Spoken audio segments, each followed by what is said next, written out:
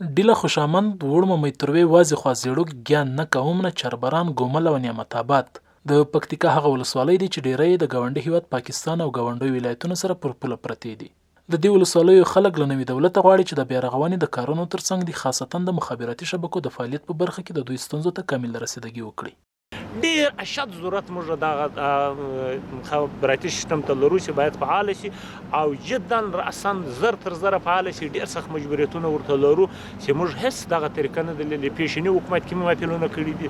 درخواستونه پراته دي طالبانو له طرفه امارات طرفه مخکنی امارات رسمي شوی ده خو لیکن اقدام نه ده شوی. له امیدونو حکومت څخه دا دي چې مخابراتي سیستم دی فعال کې مشتهد بالکل په صفر دي. صرف یو انټرنیټ کلب لرو هم شخصي چا ایجاد کړی. تر اوسه هر قسم شبکه فعالیت نشته. مخابري شبکات و شبکات هم ضرورت لرو. دا خلک ډیر په ستوندو کې دي.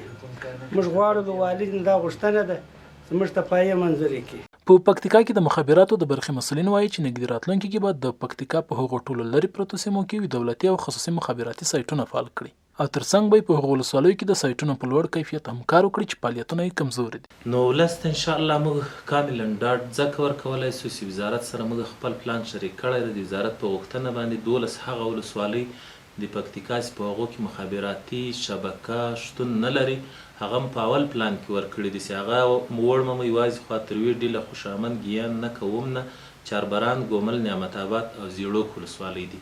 دا 12 هغه ولسوالۍ دي چې د موږ د ریاست او د وزارت په اول پلان کې دي.